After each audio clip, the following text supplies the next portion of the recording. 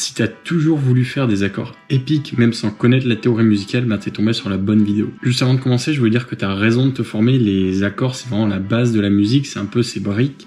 Et c'est super important de bien les travailler et de savoir quelle ambiance tes accords vont donner pour mieux sublimer ta mélodie. Peut-être que tu travailles sur un projet ou tu comptes travailler sur des projets qui vont être un peu des musiques épiques, des musiques assez intenses, et t'as un peu de mal à faire sonner tes accords de manière épique. Et moi, je sais comment ça se finit, j'étais pareil avant. C'est plein de projets que tu commences et t'arrives pas à voir ce que tu veux, et du coup tu les abandonnes et ça devient plein de projets qui traînent sur ton ordi et que tu finiras jamais. Bref, si tu veux faire des trucs épiques, intenses et que tu comptes pas avoir plein de projets pas finis qui servent vraiment à rien, ben je vais essayer de t'aider. Alors juste une chose, je sais pas ce qu'on t'a dit avant, peut-être qu'on t'a dit que c'était bien de mettre des gros compresseurs ou des gros saturateurs sur les instruments qui jouent tes accords pour les rendre plus fat, pour les rendre plus épiques. Mais c'est pas vraiment comme ça que ça marche. Si t'as pas une bonne base, ça sert à rien de gonfler le son artificiellement. Justement, je vais t'apprendre les deux bases qui te permettent de faire des accords épiques.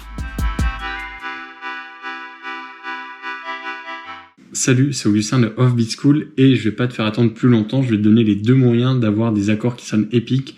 Alors c'est très simple, tout d'abord il te faut le bon instrument. Et ensuite, il faut être un pro en théorie musicale pour savoir rajouter les petits plus qui font les accords épiques.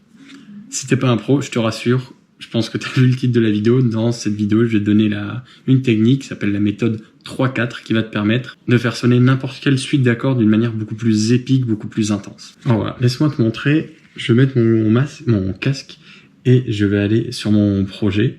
Donc ça, c'est un projet que j'ai déjà travaillé et je vais juste me servir de ce projet-là. Ça sera plus simple pour moi, j'aurai pas besoin de refaire du mix ou tout pour que ça sonne bien, ça devrait à peu près sonner bien. Et ça va être mieux pour toi parce que tu vas pouvoir mieux entendre en fait les conseils que je vais te donner et comment appliquer cette méthode. Alors le premier point que je t'ai dit, c'est choisir le bon instrument. Alors pour te montrer cette preuve, enfin pour te prouver ça, ce que je vais faire, c'est que je vais te faire écouter la musique originale, donc qui est une des musiques que j'ai composées. Donc c'est de la drum and bass, liquid drum and bass, donc c'est un style avec un tempo rapide, mais qui est assez chill et assez répétitif. Donc voilà à quoi le projet ressemble.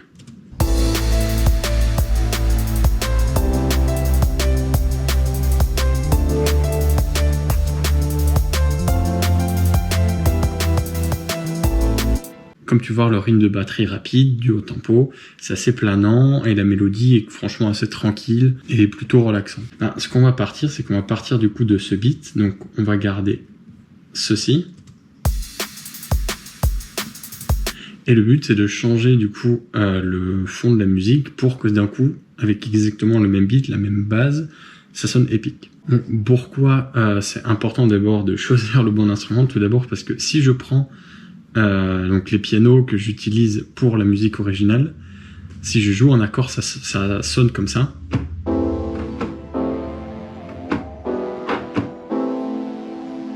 Le piano est calme, il y a beaucoup de pads, il y a beaucoup d'ambiance de fond. C'est pas ce qui va sonner très épique. Donc à la place, j'ai pris un piano qui est adapté au drum and bass d'après Nexus, donc qui est mon VST, et qui s'appelle le Wilkinson 1, et il sonne comme ça.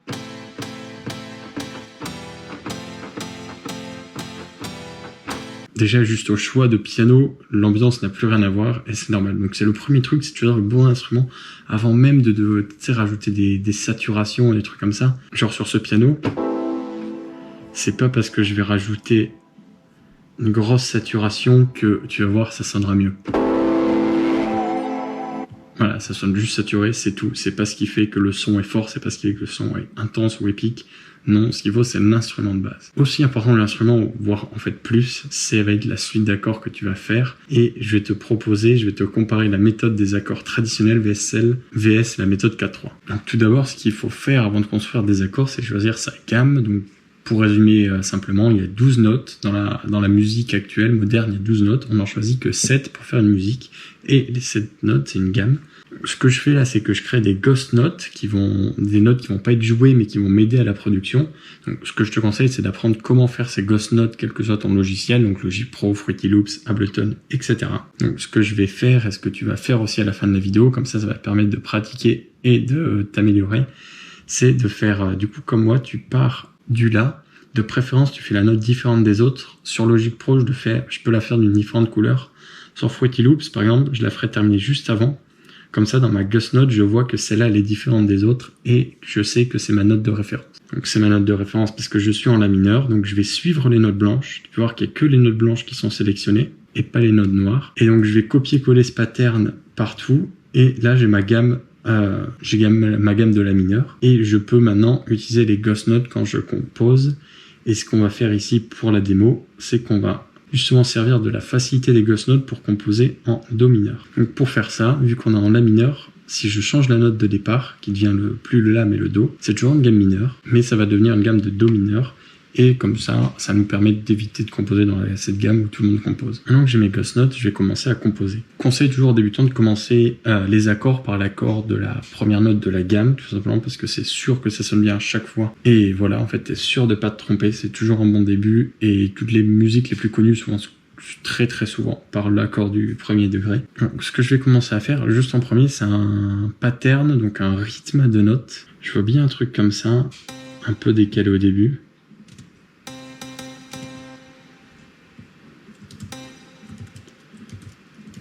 Ensuite, on va jouer sur tous les tons. Et maintenant qu'on a donc le pattern, il faut qu'il dure 2 mesures. Une fois qu'on a sur 2 mesures, c'est très simplifié. Hop, on le duplique et c'est bon, on a notre pattern.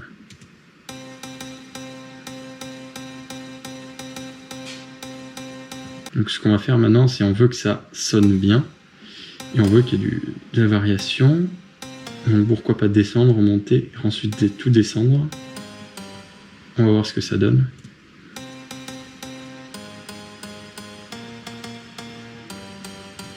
Bon, là, ça me semble pas mal. Donc, ce qu'on va faire, là, ce que je vais te montrer, c'est la différence entre des accords qu'on fait normalement et la méthode 4-3. Si tu fais des accords normalement, tu sais que tu vas sauter une note et tu ressautes une note et tu as ton accord. L'accord, il va ressembler à ça sur le logiciel et il va se jouer comme ceci. C'est pas mal, mais on peut faire mieux. On supprime ces 2 notes et on fait la méthode 4-3. Donc, cette fois-ci, 3-4. On va sauter 3 notes. Donc, 3 notes de la gamme. 1, 2, 3. Et on la pose. Et après, on en saute 4 à partir de celle-là. Donc 1, 2, 3, 4. Donc sur la 5e. Tu peux voir qu'ici, il y a 3 notes. Là, il y en a 4. C'est respecté. Et maintenant, l'accord, il sonne plus comme ça. Il fait que les notes soient plus espacées. En gros, les fréquences vont être plus éloignées et plus intenses, plus larges.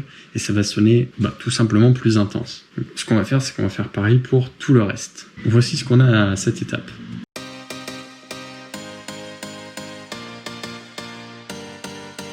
C'est plutôt pas mal. Et maintenant, on va le comparer avec ce que ça aurait donné si on avait fait des accords classiques. Donc là, tu peux voir qu'on est revenu à une suite d'accords classiques. Voyons ce que ça donne.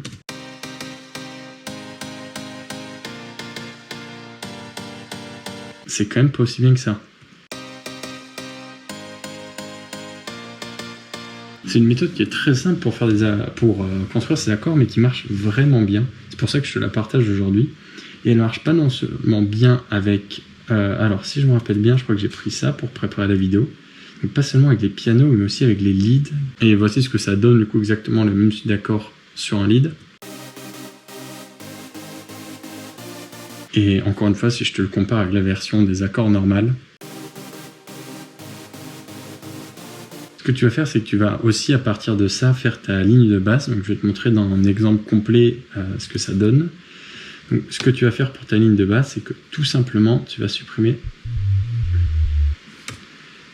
toutes les notes en haut et tu vas garder que les notes les plus graves de la suite d'accords. Il faut que je descende. Donc là, c'est des basses qui sont ultra simples, encore une fois, c'est pour l'exemple, mais la base de tes basses, ça va être ça. Tu peux les faire si tu débutes, si tu as encore un peu de mal et tu veux avoir des résultats vite. Donc en suivant ça, donc voilà, c'est pas plus compliqué que ça pour faire des basses, ça va être quelque chose qui va être plutôt simple, mais qui va rester très efficace. Et maintenant, comment ça se mélange avec notre morceau, avec notre beat, c'est ce qu'on va voir tout de suite.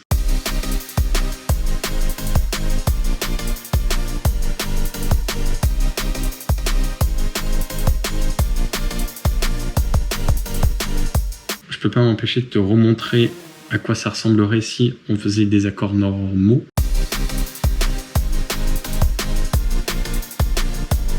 c'est un peu brouillon, alors que, je sais pas, il y a quelque chose qui est pas assez bon. Si on espace, bah ça amplifie aussi le mix, et c'est pas mal pour le mixage, parce que toutes les fréquences sont pas toutes au même endroit, c'est assez espacé. C'est ce qui fait que c'est aussi brouillon et que ça sonne moins épique. Donc côte à côte.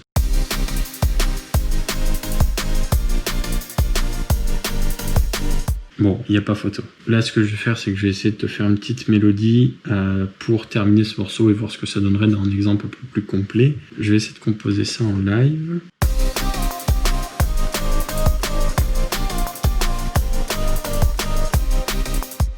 Après avoir mis au propre cette mélodie, elle ressemble à ça. Donc c'est une voix doublée d'un lead pour qu'elle ait un peu plus d'épaisseur.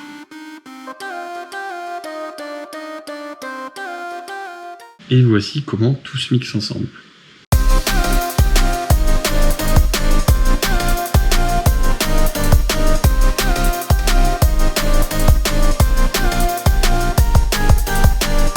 Franchement, ça sonne plutôt pas mal pour un exemple que j'ai fait vraiment à la va-vite et qui est très simple au niveau de la composition. Mais ce que je voulais vraiment te montrer, c'était la différence entre jouer les accords donc, normalement.